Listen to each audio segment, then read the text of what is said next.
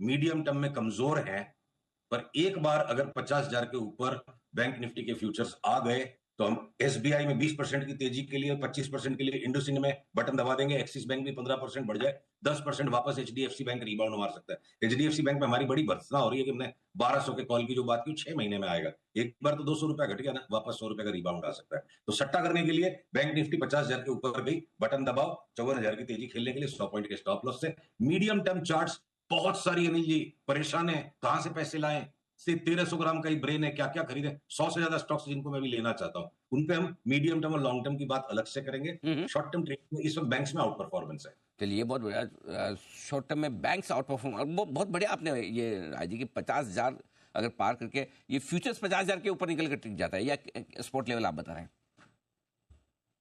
Futures 50,000 के ऊपर निकल के टिक गया तो कमाल कर सकता है, ये बहुत बढ़िया बात है। और आप कह भी रहे कि बहुत सारे स्टॉक्स, मैं आज आपके साथ बहुत सारे स्टॉक्स पर राय भी लूंगा, लेकिन एक एक करके पहले मेटल्स से चलते हैं। आज जहां जहां जो खराबी दिख रही है, क्योंकि मुझे लगता है कि आप खराबी में कौन से स्टॉक अच्छे बन सकते हैं वो ढूंढने की कोशिश करते हैं। क्या मेटल्स में ऐसा कुछ दिख रहा है सर?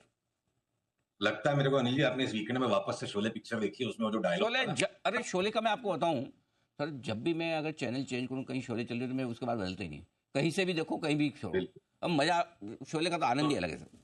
शोले के कई डायलॉग ऐसे हैं जो बिल्कुल बाजार में सटीक बैठते हैं। हाँ। जैसे वो ठाकुर ने बोला था ना जय और वीरू को, लोहा गर्म है मार दो हथौड़ा। यस, संजीव कुमार साहब का डायलॉग।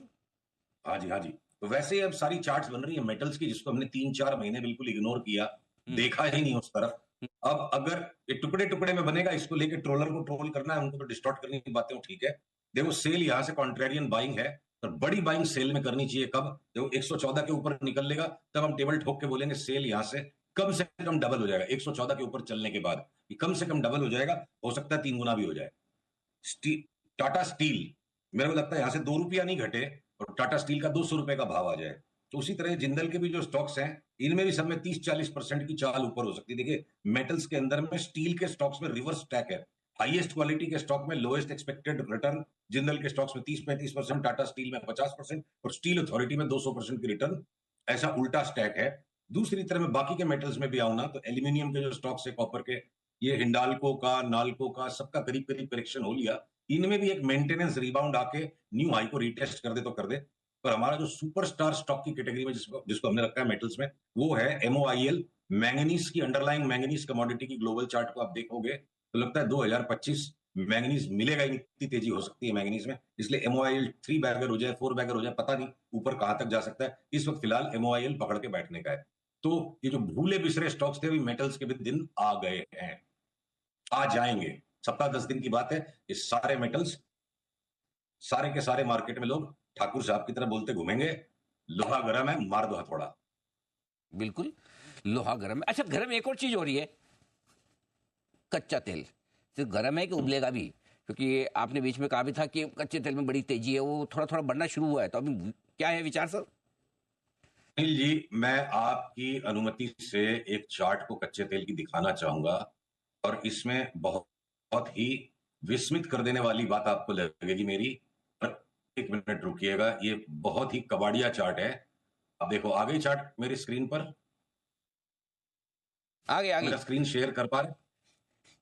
अब ये देखिएगा हमारी जो फोरकास्ट है ना इस पे, वो ये है, हम एक बार अगले 2-3 सप्ताह में जाएं तो वापस 63-64 तक एक आखिरी बार चले जाएं, आखिरी बार चले जाएं, उसके बाद सीधी लकीर में 97 और 97 के बाद भी संभवतः 113-14 तक।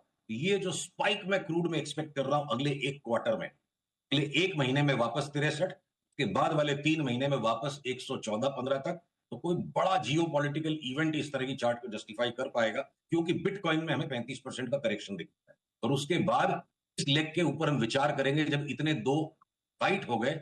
ये 2025 का खतरा है कि अगर क्रूड ने मई जून के अंदर ये टॉप बना के, अप्रैल मई में टॉप बना के 114-15 का, उसके बाद अगले 6 महीने में अगर क्रूड ने $50 का भाव भी तोड़ दिया, तो क्या संसार में बहुत बड़ी ठंडक आने वाली है, पूरी दुनिया ठंडी पड़ जाएगी? ये प्रश्न 2025 के लिए केडियानॉमिक्स के दफ्तर में पूरे 12 महीने महत्वपूर्ण बना रहेगा। इस पर टिप्पणी हम तब करेंगे जब पैटर्न आएंगे। अभी फिलहाल अगले 2 लेग पर हम केंद्रित हैं, पहले 63 और उसके बाद 113। ओके, पहले 65 और उसके बाद 113, अभी चल रहा 77। $12-13 नीचे आएगा, उसके बाद से तो मतलब ये 65 अगर हो जाए तो आईओएल और ओएनजीसी को दोनों हाथ से दबोच लीजिएगा, अपने पैसे भी पड़ोसी के भी पैसे सारे लगा दीजिएगा उसमें। अच्छा, ये तो ठीक, पड़ोसी को दबोचने की कोई ट्रिक टेक्निक आपसे अलग से कभी सीखनी पड़ेगी। खुद का तो लगाया आदमी समझ में आया, पड़ोसी को कैसे? ये भी केडिया साहब की बहुत कमाल की टेक्निक है, जरा एक बार कभी विस्तार से यानी अच्छा। पड़ोसी पूछते रहते हैं क्या करें, तो रोज तो नहीं बता अच्छा सकते, वैसे, शॉर्ट पीरियड का बताएंगे। हाँ वैसे, अच्छा पड़ोसी पूछे तो उसको रिकमेंड करें, ठीक बात है। अच्छा केडिया साहब, ये बताइए कि आपने कहा कि कितने ग्राम की ब्रेन है, कितना कितना कितना ग्राम बताया ब्रेन का वजन आपने? 1200-1300 ग्राम ही होता होगा, उससे ज्यादा किसी का वजन थोड़े होता होगा ब्रेन का। मतलब मुझे पता नहीं सर, मैं तो पूछा हूँ। 1200-1300 ग्राम की ब्रेन है और 100 से ज्यादा आइडिया है आपके पास, राइट? तो जरा बताइए सर, कोई बढ़िया दमदार धमाकेदार आइडियाज। तो जैसे मेटल्स में अक्रॉस द बोर्ड स्टील के स्टॉक में धमाका मच जाएगा, मीडिया के सारे स्टॉक्स में धमाका मचने की तैयारी है, जिसमें सबसे श्रेष्ठ चार्ट जो है वो वायदे में भी है, वो है आपकी सन टीवी। सन टीवी मेरे को लगता है 1100-1100 का भाव आ जाए, 65-70% की चाल है, आपका जी डबल हो जाए, डिश टीवी 3 गुना हो जाए, और बाकी छोटे छोटे मीडिया के अन्य अन्य जितने भी स्टॉक्स है पूरा सेक्टर फट जाए। मीडिया और मेटल्स भी अगर पार्टी में ज्वाइन हो जाएंगे, स्मॉल फाइनेंस बैंक, सबके सब स्मॉल फाइनेंस बैंक हमें लगते हैं कम से कम यहाँ से 35 से 40%, मौके पे कोई कोई से 50% बढ़ जाएंगे। इंश्योरेंस के स्टॉक्स आसमान में भाग जाएंगे। स्टॉक ब्रोकिंग में एंजल ब्रोकिंग एक हमारा फेवरेट पिक है, जो टाइम टू टाइम जब भी जो घटावड़े में लेना। डिफेंस के अंदर में ये समस्या हो रखी, डिफेंस का कौन सा स्टॉक नहीं ले, सारे के सारे भाई सारे पीछे पड़े, हमें ले लो। साथ में आपके FMCG stocks across the board तेजी, हिंदुस्तान लीवर भी 32 हो जाएगा। क्या पता है जियो पॉलिटिकल इवेंट आएगा तो भाई लोगों को बिस्कुट भी खरीदना पड़ेगा, जो रोजमर्रा का सामान है उसका महत्व हो जाएगा, सेफ बेट। और दूसरी तरफ बंदूक, बंदूक और बिस्कुट हमारी थीम है इस बार अगले एक क्वार्टर के लिए। क्रूड की अगर उस तेजी को खेलने के लिए ओएनजीसी कोई नहीं भी ले पाया, तो आप बिस्कुट और बंदूक खरीद लो। तो डिफेंस हो गया, एफएमसीजी हो गया, और टेलीकॉम के स्टॉक्स भागने को रेडी हैं। आपकी रिलायंस फ्रंट से लीड करने को तैयार है। एक संदेहास्पद जो दो चीजें मुझे भी लग रही है बाजार में, जहां संदेह बना हुआ है, एक अडानी के ग्रुप के स्टॉक्स में संदेह लगता है मुझे, चार्ट्स बड़ी ढीली सी हैं, बड़ी अस्त व्यस्तता नजर आती है, कुछ छटपटाहट सी दिखती है चार्ट्स में, दम नहीं दिख रहा। और दूसरी तरफ हमको हेज करने के लिए सिर्फ अगर बोले सब कुछ ले लो तो भाई कुछ तो हेज करोगे। आईटी के स्टॉक्स बेचो, अडानी को असमंजस से देखो, और उसके बाद जिस स्टॉक को आपके नसीब में आके पैसा देना है, जिस पे हाथ रख दोगे वो चल जाएगा। मेरा लगता है ये निफ्टी 27,000 की तैयारी हो चुकी है। लास्ट की जो छटपट है ना, ये जो कच्चा सा दही हो रखा है, कॉन्फिडेंस नहीं दे रही है निफ्टी, ये डरा धमका के आखिरी का माल सबका लिया जा रहा है। निफ्टी को भी 27,000 जाना है, और बैंक निफ्टी की 54,000 की जो चाल है वो निफ्टी जितनी दमदार नहीं है, पर फिलहाल शॉर्ट टर्म में पहले पैटर्न बैंक निफ्टी में आया हुआ है। इंटरेस्टिंग। तो सर वैसे मतलब एक शॉर्ट में समझो खाली आईटी नहीं लेना है, आईटी बेचना है, बाकी सब लेना है, बराबर है? हाँ, मतलब आईटी को बेरहमी से बेचना है, बेचना भी नहीं, बेरहमी से बेचना। ओहो, ओके। अच्छा सर, मेरी तरफ से तो मैं मैक्सिमम सवाल पूछ भी लिए मैंने, जवाब भी आपकी तरफ से आए। कोई और विशेष टिप्पणी आपकी सर? सर ऐसा है कि देखिए बाजार के अंदर में जो एकदम से जो थके हारे दुखियारे स्टॉक्स हैं, जिन पर कोई बात ही नहीं करता, जैसे वो वोडाफोन आइडिया की अपनी पिछली बार बात हुई, तो हमने लास्ट संडे को सारे के सारे फाइनेंशियल स्टॉक्स को स्कैन किया।